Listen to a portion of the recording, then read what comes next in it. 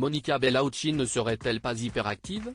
Maman de 2 filles nées de son couple passé avec Vincent Cassel, Deva et Léonie, qui n'arrête pas de grandir, l'actrice italienne se consacre plus que jamais à son métier. À Rome pour la promotion du film policier Diabolique, Ginko a taxé sur le plateau de télévision de Léa Salamé Dans quelle époque? Pour parler du documentaire sur Anita Ekberg auquel elle participe, la star était également le 15 novembre à Paris sur la scène du Théâtre du Châtelet. Si est-il là qu'elle s'est glissée dans la peau d'une diva pour Lettres et mémoires de Maria Callas, des textes établis et mis en scène par Tom Wolfe. La fatigue d'une telle prestation ne semble pas se voir sur le visage de la comédienne de 58 ans, difficile de la croire quand elle affirme que sa beauté biologique n'est plus, tant elle continue d'irradier partout où elle passe.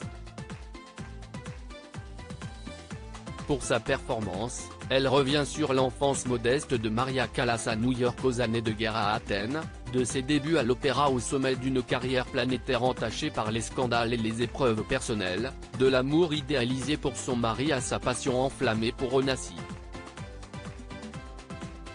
Une prestation qui a été applaudie par des personnalités comme l'animateur et passionné d'histoire Stéphane Bern, pris en photo à la sortie du théâtre, mais aussi par les parents de l'héroïne d'Irréversible.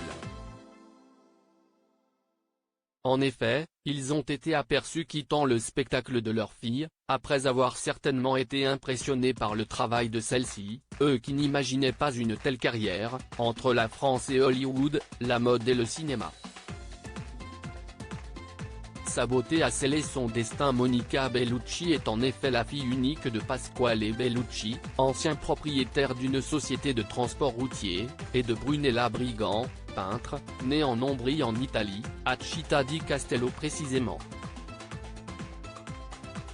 Si son papa a pu dire que sa fille bébé n'était pas la plus mignonne de l'univers, elle attire rapidement tous les regards en raison de sa beauté hors norme dès sa jeunesse.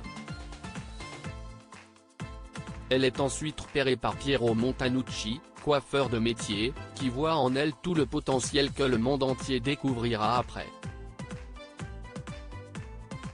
Étudiante en droit, elle se lance dans le mannequinat pour payer ses études et tout s'emballe.